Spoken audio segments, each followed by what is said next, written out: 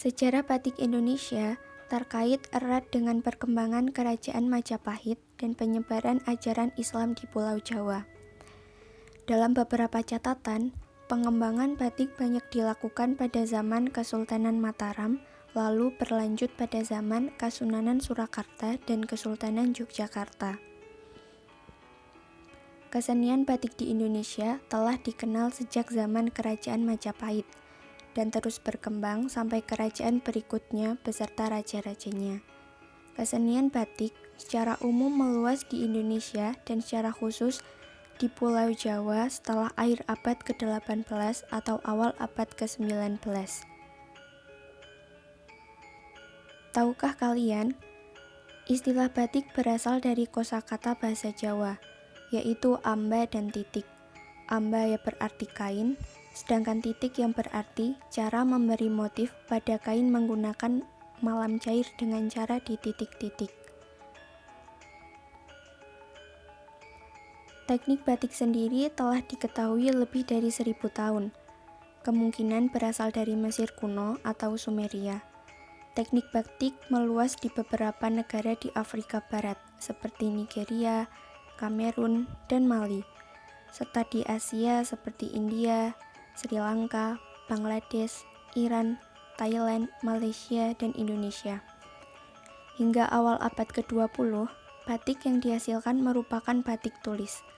Batik cap baru dikenal setelah Perang Dunia I berakhir atau sekitar tahun 1920. Kesenian batik adalah kesenian gambar di atas kain untuk pakaian yang menjadi salah satu kebudayaan keluarga kerajaan di Indonesia zaman dahulu. Awalnya, kegiatan membatik hanya terbatas dalam keraton saja, dan batik dihasilkan untuk pakaian raja dan keluarga pemerintah dan para pembesar. Oleh karena banyak dari pembesar tinggal di luar keraton, maka kesenian batik ini dibawa oleh mereka keluar dari keraton dan dihasilkan pula di tempatnya masing-masing. Lama-kelamaan, kesenian batik ini ditiru oleh rakyat jelata dan selanjutnya meluas sehingga menjadi pekerjaan kaum wanita rumah tangga untuk mengisi waktu luang mereka. Bahan-bahan pewarna yang dipakai ketika membatik terdiri dari tumbuh-tumbuhan asli Indonesia yang dibuat sendiri, antara lain dari pohon mengkudu, soga, dan nila. Bahan sodanya dibuat dari soda abu, sedangkan garamnya dibuat dari tanah lumpur. Seperti diketahui, batik merupakan salah satu warisan budaya Indonesia yang harus dilestarikan. Bukan tanpa alasan, batik menjadi satu-satunya jenis pakaian tradisional yang memiliki ciri khas, makna, serta filosofi baik yang terkandung di dalamnya. Tidak heran jika batik seringkali digunakan sebagai busana wajib dalam peringatan atau acara adat tertentu di berbagai daerah di Indonesia. Jenis-jenis batik di Indonesia pun beragam. Bahkan, masing-masing daerah memiliki corak khasnya tersendiri. Mulai dari batik Solo, Yogyakarta, Magetan, Cirebon, Pekalongan, hingga Rembang mempunyai batik khas daerah masing-masing. Tidak jarang, kain batik menjadi oleh-oleh yang bisa dibawa pulang saat berwisata di daerah penghasil batik tersebut. Berikut, kami telah merangkum ulasan lengkap jenis-jenis batik di Indonesia yang populer. Batik Parangkusumo dari Solo. Batik Megamendung dari Cirebon. Batik Sidomukti dari Solo dan Yogyakarta.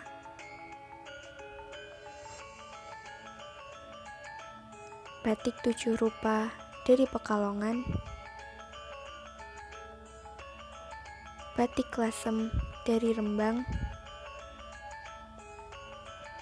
Batik Singaparong dari Cirebon. Batik Sekar Jagad dari Solo dan Yogyakarta. Batik Piring Sedapur dari Magetan. Batik Sidoluhur dari Solo, batik Piangan dari Tasikmalaya, batik Kawung, dan batik Tambal dari Yogyakarta.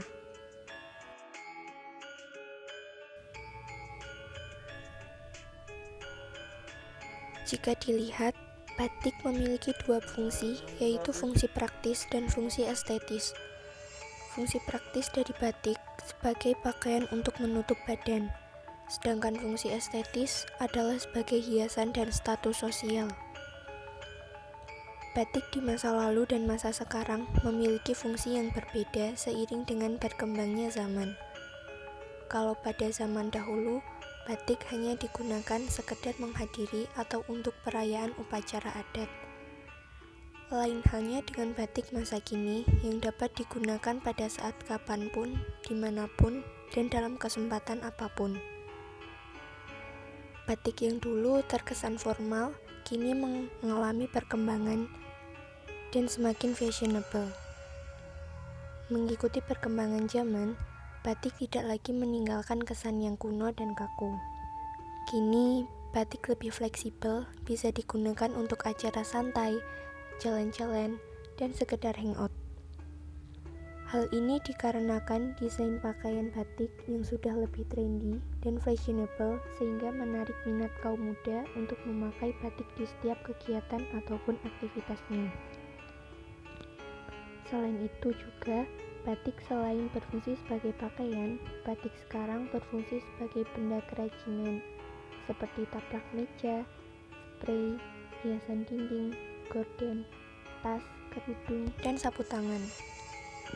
Berkembangnya inovasi dari batik ini membuat batik menjadi salah satu kegiatan ekonomi yang berpengaruh di Indonesia. Sebagai bangsa Indonesia, kita harus menjaga dan melestarikan fungsi dari batik itu sendiri. Selain menjadi sebuah pakaian atau kerajinan, batik merupakan salah satu identitas sebagai identitas Indonesia. Muda keren, pakai batik. Batik, harta karya bangsa, mewarnai peradaban dunia.